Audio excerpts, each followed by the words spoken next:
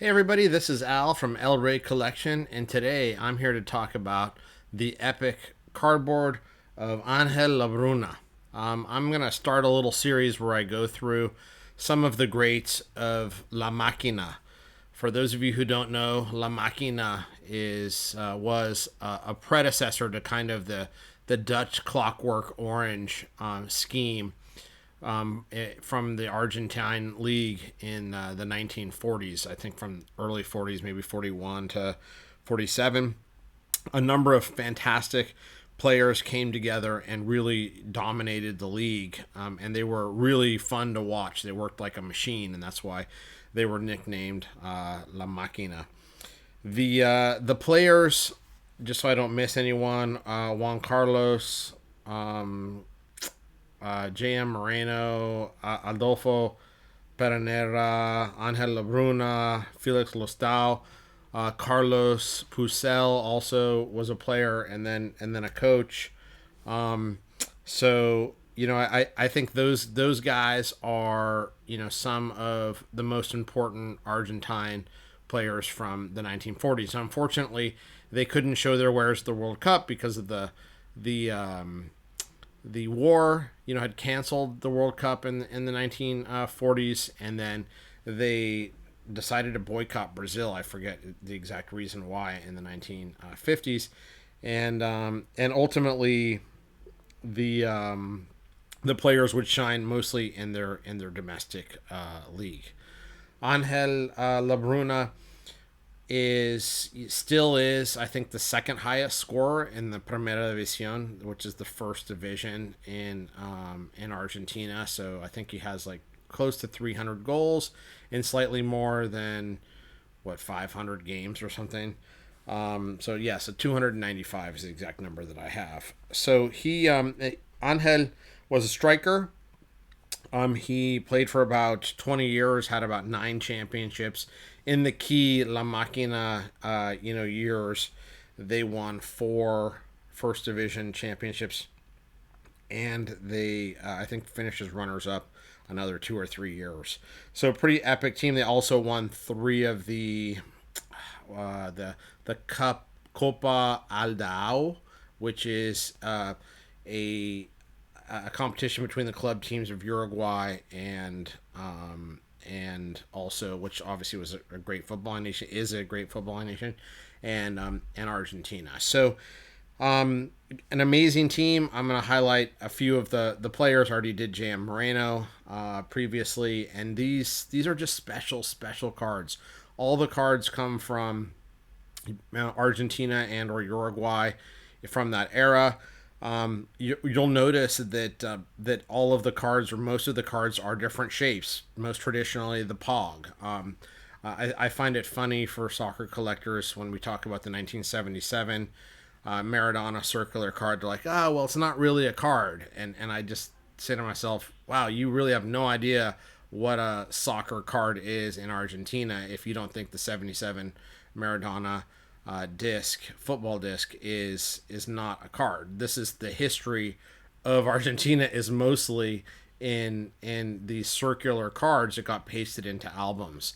So you'll see some of that history as we walk through some of the great cards that exist for Labruna and the other La Máquina members. I think one good thing about this particular team, the River Plate team, was, it was so offensive in nature that Carlos Pucel, again, who ended up coaching the team for part of the run, basically, he had a line, and it was like, we have 1 goalkeeper and 10 forwards. That's how attacking they were. Another way to say, the best defense is a good offense. But these guys truly took it to another level. So without further ado, let's get into some of the epic cardboard of Angel Labruna, second highest scorer to this day in the Argentine Primera División. So the first one that we'll show is this 1942 Chocolatin La Ponía. These are really cool cards. They were issued in chocolates. Most all of these pogs are going to be blank back, so I'm not going to show you most of them unless there's something special about it. You've been seeing this one on the screen for a while, so I'll take it off. But that one is kind of really cool. Here's another one that I really like. This is a Gran Capitan. These are ones that actually do have something on the back. Here's Figuritas Gran Capitan. Remember, you can also get Rafael Britan's book, Difícil eran las de antes. And that's a really great reference book to catalog some of these key Argentine cards. So there, I so those are a couple of the early ones. The Gran Capitan was. I wonder why you can't see this one very well. Here, let's see if I can get this angle. Maybe you can see that a little better. That's a bummer. But the Gran Capitan that I was showing you a second ago is from 1946. These 1949-50 Titan. There's a number of small square cards from the 1949 50 that kind of all look the same. They have kind of washed out photos. You may recall one from my Di Stefano video. These have blank backs. A lot of them are removed. They're going to get all these things. Another thing is you're going to see almost all these things are going to get really, really bad grades. And why? Well, almost everything was pasted into an album, and very few of the albums have survived. Argentine history has been a tumultuous one to say the least. Here we also have one of the most beautiful cards, and this just looks great in this custom cut holder from SGC. This is Figuritas Klondike, and this actually does have. Oh no, this one didn't. I thought this one did have something on the back. But you can just really appreciate this beautiful red and just popping off on this. This is a 1951. Another thing about Labruna, he actually did play in the 1958 Argentina team that was in the World Cup in Sweden. So he was 40 years old and he was on that team. So just tells you how good he still was. Here's Figuritas Tuno. They also have one that uses a similar layout it's called Lali. Actually, it should probably be coming up here. Just look at all these. You just don't see these types of cards anywhere else in the world.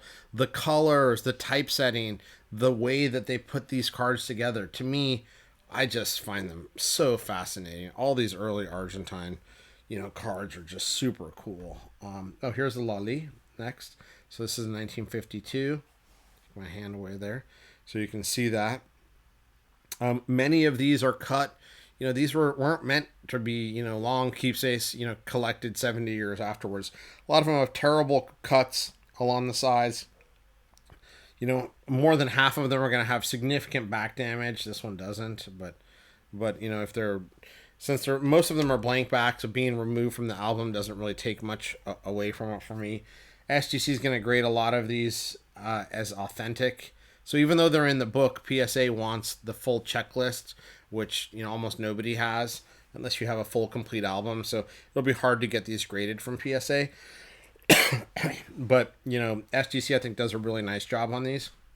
Look at this one, Estrellitas de Oro. This one's really cool too. See at the back, and I love this. Hopefully you can read it. It says, "Sea inteligente, junta figuritas estrellitas de oro," which means be smart, collect figuritas estrellas de oro. So collect these cards. The smart guys collect these cards. Look at. I'm collecting the cards. I must be a smart guy now. No, these are just so special, so tough to find. So